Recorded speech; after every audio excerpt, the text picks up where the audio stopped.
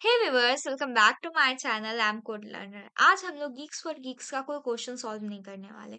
आज हम लोग कुछ टिप्स के बारे में बात करेंगे, बट टिप्स के ऊपर जाने के पहले मैं उन लोगों को कॉन्ग्रेट्स करना चाहूंगी जिन्होंने रेगुलरली अपने 13 डेज के कोड को कंप्लीट किया है, यानी 13 डेज के एरे के कोड को पूरे तरीके से कर लिया। इजी, मीडियम, हार्ड, सब कुछ कर लिया, वीडियोस के हेल्प से या खुद से या वीडियोस के हेल्प से, किसी भी तरीके से 13 डे तक, यानी मोर देन 1 वीक। और कंसीडर करें तो अगर +1 और कह दे तो आप लोगों ने 14 डेज तक कंसिस्टेंसी के साथ अपने इस गीक्स और गीक्स के 160 डेज चैलेंज को कंप्लीट किया है।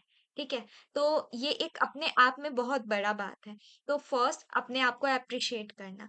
अब चलो बात करते हैं कुछ टिप्स के ऊपर। देखो, इसके बाद आज से कुछ समय बाद आप लोग को क्या-क्या प्रॉब्लम आ सकता है, हम लोग सबसे पहले उसके बारे में बात करेंगे। जैसे अभी तक हम लोगों ने बहुत सारे क्वेश्चंस को देखा है, ठीक है? तो बहुत सारे क्वेश्चंस को देखा है, किया है, सॉल्व किया है, बहुत अच्छे से सब कुछ समझ भी आ गया होगा। लेकिन आज हम लोग जो क्वेश्चन कर रहे हैं, आज से 15 डेज़ के बाद वो क्वेश्चन को शायद हम लोग पूरे तरीके से भूल जाएँ।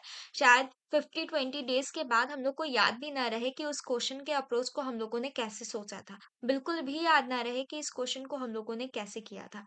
पहला बात, ये आम बात है, ये सबके साथ होता है कि अगर आज आप लोग कुछ क्वेश्चन को किसी अच्छे अप्रोच से कर ले रहे हो, बट आज से कुछ टाइम बाद आप लोग सेम क्वेश्चन को देखने जा रहे हो, तो आप पूरे तरीके से भूल जा रहे हो। तो इसका सॉल्यूशन ये नहीं है कि आप रोज-रोज कोड खोलो, कोड खोल के आपने इतना दिन से जो भी कोड किया है, रोज एक बार उस कोड को देख लो, नहीं। इस तरीके से आप लोग क्या कर रहे होगे, अपने कोड को याद कर रहे होगे। तो आपको अपने कोड को याद नहीं करना है। आप लोगों ने जो किया बहुत अच्छा किया और बहुत अच्छे तरीके से किया। हाँ, कुछ समय बाद आप लोग उसके अप्रोच को भूल सकते हो। तो इसलिए आप लोगों को कोड रिवाइज नहीं करना है। अपना अप्रोच, अपने सोचने समझने की शक्ति, जिस तरीके से आप लोगों ने उस पॉइंट पे उस चीज़ को सोचा था, उस चीज़ को याद रखना है। ठीक है?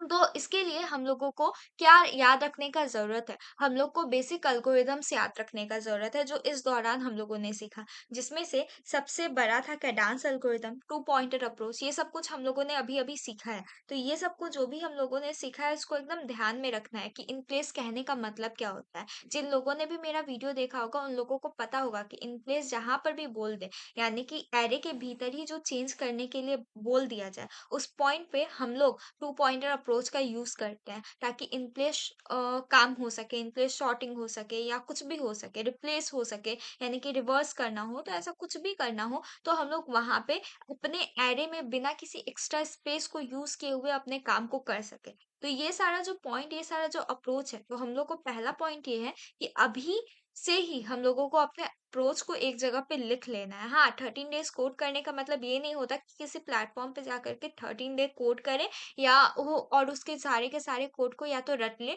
या तो पूरे तरीके से छोड़ दे। ना ही रटना अच्छा है, ना ही पूरे तरीके से छोड़ना अच्छा है। आप लोग को क्या करना है, मिक्स करना है। इससे जो भी कुछ आप लोगों ने अच्छा सीखा है, ये 13 डेज़ के बाद आज आप लोग आराम से बैठो और बैठने के बाद उसका एक लिस्ट बनाना। उस लिस्ट में हम अपने तरफ से जो भी कुछ कोड लिखा, मतलब कोड लिखा नहीं, मतलब जो भी कुछ अप्रोच सोचा होगा या जो भी कुछ एल्गोरिदम अच्छा आप लोगों ने देखा होगा, उन सबको अपने कॉपी में नोट कर लेना। एकदम छोटा-सा 1 पेज से ज़्यादा यूज़ मत करना, ताकि नेक्स्ट टाइम जब वापस से उस क्वेश्चन के ऊपर जानने का सोचो, पहले अपने इस रिवीजन शीट को रिवीजन कर लो, जिससे आप लोग को समझ आ जाए कि ये चीज़ हम लोगों ने सोचा था।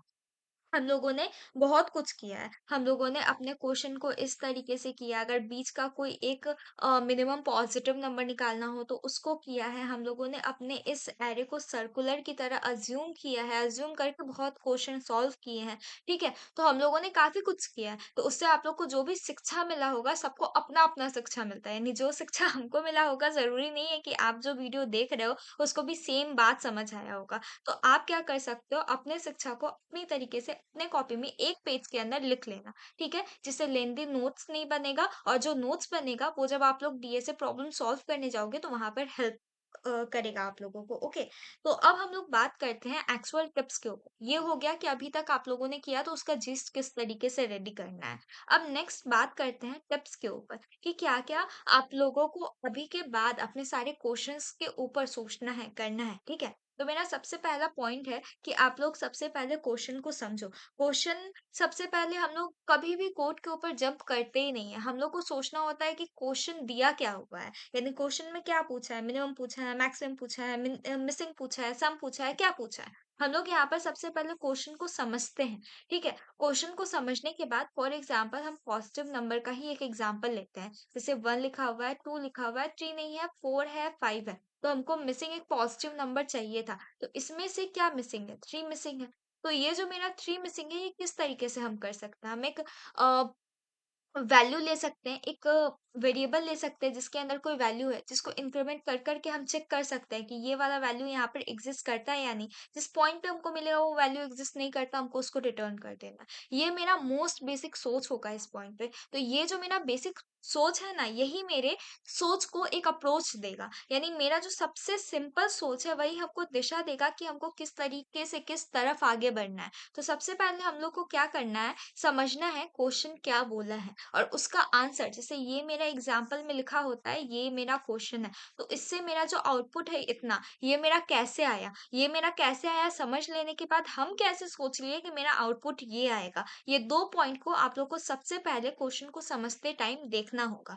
उसके बाद दूसरा पॉइंट है, आपको ड्राई रन करना होगा अपने क्वेश्चन को। क्वेश्चन को ड्राई रन करने का मतलब ये है कि सबसे पहले जब भी आप लोग मेरा वीडियो देखते होंगे तो मैं क्वेश्चन को समझाती होंगी, क्वेश्चंस के एग्जाम्पल को समझाती होंगी, उसके बाद सूडो कोड लिखते होंगे, सूडो कोड लिखने के बाद उसको समझाते होंगे, उसमें कोई प्रॉब्लम लग रहा होगा तो उस पॉइंट को हटाते होंगे और कोई नया पॉइंट इंक्लूड करती होंगी, जिससे मेरा क्वेश्चन थोड़ा इजी हो जाए, इजी तरीके से हम सॉल्व कर पाए। तो नेक्स्ट हमको क्या करना है, हमको ड्राई रन करना है अपने कॉपी के ऊपर कि मेरा कौन कौन सा पॉइंट है जो मेरे लिए फेवरेबल था, कौन कौन सा पॉइंट है जो मेरा नॉन फेवरेबल था, किस तरीके से मेरा ड्राई रन करने पर आउटपुट आ रहा है, कौन सा लाइन है जो एक्स्ट्रा है, जो हमको चाहिए नहीं फिर भी हम लिखे हुए हैं। तो वो सारे पॉइंट्स को हमको हटा देना है पूरे तरीके से। देन हमको फोकस करना है अपने एज केसेस के ऊपर।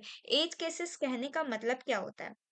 एज केसेस कहने का मतलब होता है, मान लो कुछ नेगेटिव को लेकर के बोला हो, मान लो कुछ पॉजिटिव के रिपीटेशन को लेकर के बोला हो कि मान लो 2 बार 0 आ गया, तो उसको कैसे हैंडल करना है, उसको किस तरीके से देखना है। मान लो कुछ शॉर्टिंग को लेकर के बोला हो, कुछ अनशॉर्टिंग को लेकर के बोला हो या ये बोल दिया हो कि मान लो हम अरेज डॉट शॉर्ट जैसा जो मेरा कीवर्ड्स है जिसके हेल्प से, मतलब ये जो मेरा शॉर्ट फंक्शन है, इन सब को हम लोग यूज़ नहीं कर सकते, इन सब मेथड्स को हम लोग यूज़ नहीं कर सकते, हमको खुद से लिखना होगा। तो ये सारा इस तरीके का अगर कोई बात बोला हो, तो ये सब एज केस होता है। तो हमको उन सब बातों के ऊपर ध्यान देना होगा कि मेरा कौन-कौन सा पॉइंट है जो कि मेरे लिए प्रॉब्लम क्रिएट कर सकता है या हमको इसके ऊपर ध्यान देना चाहिए। तो उन सब के ऊपर हमको ध्यान देना चाहिए, ठीक है? तो ये 3 चीज़ को करने के बाद ही हम लोग अपने कोड के ऊपर जाएँगे, ठीक है? यानी सबसे पहले हम क्वेश्चन को समझ लेंगे, अप्रोच को सोच लेंगे, अप्रोच को ड्राई रन करेंगे। ड्राई रन करने के बाद जो भी मेरा एक्स्ट्रा पॉइंट है, जो लग रहा है हटाना चाहिए, उसको हटा देंगे।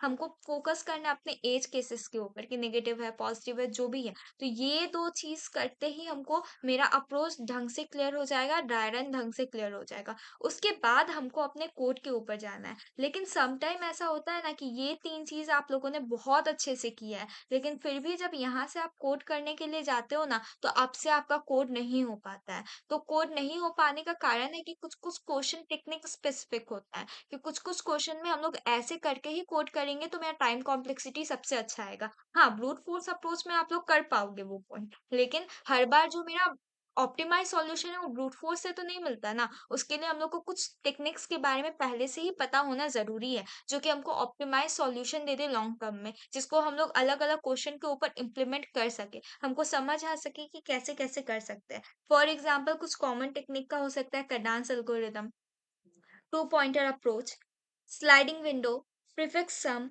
सॉर्टिंग या कोई लॉजिक कॉम्बिनेशन, इस तरीके का कुछ भी हम लोग का कुछ कॉमन टेक्निक है जो कि हम लोग इस 13 क्वेश्चन में सॉल्व किए हैं। तो उन सब पॉइंट्स को हम लोग को ध्यान में रखना है कि हम लोग ये चीज़ ऐसे-ऐसे करके किए हैं। ठीक है? तो ये चीज़ ऐसे-ऐसे करके किए हैं, उन सबको हम लोग उस सारे कॉमन टेक्निक्स को हम लोग को अपने अंदर रखना है कि हम लोग का नेक्स्ट टाइम कोई ऐसा प्रॉब्लम आए। जैसे हम लोगों ने काडांस एल्गोरिदम लिखा, फिर उसके बाद हम लोग उसका एक एक्सटेंडेड वर्ज़न भी देखे थे कि इस तरीके से इसी एल्गोरिदम को इसको बढ़ा-चढ़ा के हम लोग इस तरीके से सॉल्व कर सकते हैं। ठीक है? तो काडांस एल्गोरिदम हम लोग का डे नंबर 10 था और जो मेरा बढ़ा-चढ़ा वाला था, वो शायद डे नंबर 12 था। ठीक है? तो हम लोग 10 नंबर डे वो क्वेश्चन किए, 12 नंबर डे नेक्स्ट क्वेश्चन किए। लेकिन ये जो 12 नंबर डे वाला क्वेश्चन था, इसी का एक्सटेंडेड वर्ज़न था। तो इससे हम लोग को समझ आया कि हम लोग कॉमन टेक्निक को कैसे यहाँ पर डायरेक्ट एक कॉमन टेक्निक यूज़ हुआ, तो दिक्कत नहीं है अगर हमको वो कॉमन टेक्निक पहले से पता हो। लेकिन एक सिचुएशन ऐसा आएगा कि हमको वो कॉमन टेक्निक नहीं पता होगा, तो उस पॉइंट पे मतलब यहाँ पे कौन-सा टेक्निक यूज़ हो रहा है, हमको सीधे तरीके से नहीं समझ आएगा। तो हमको ये भी समझना ज़रूरी है कि जो टेक्निक हमको पहले से आता है, उसको किस तरीके से हम एक्सटेंड करके अपने आप में यूज़ कर सकते हैं। उसके बाद टर्न आता है टाइम कॉम्प्लेक्सिटी का। तो टाइम कॉम्प्लेक्सिटी को हैंडल करने के लिए कोई एक सोच हो सकता है, जिसके हेल्प से आप लोग अपना टाइम कॉम्प्लेक्सिटी को अच्छे तरीके से हैंडल कर सकते हैं। मतलब हमेशा ऐसा सोचना है कि जो आप लोगों के कोड को ऑर्डर ऑफ एन में ला सके या order of n log n में ला सके। इन 2 पॉइंट में ला सके। तो आप लोगों को इस तरीके से सोचना है। तो इस तरीके से सोचना है तो कैसे सोचे, कैसे नहीं सोचे, ये सब आप लोगों के साथ वक़्त के साथ बिल्ड होगा। लेकिन ये 13 डे आप लोगों ने बहुत अच्छे तरीके से, बहुत कंसिस्टेंसी के साथ जो भी कोड किया है, सो अपने आप को थोड़ा चीयर अप करना और डे 14 का कोड करना भूल मत जाना। So wait for my next video. Thank you for watching.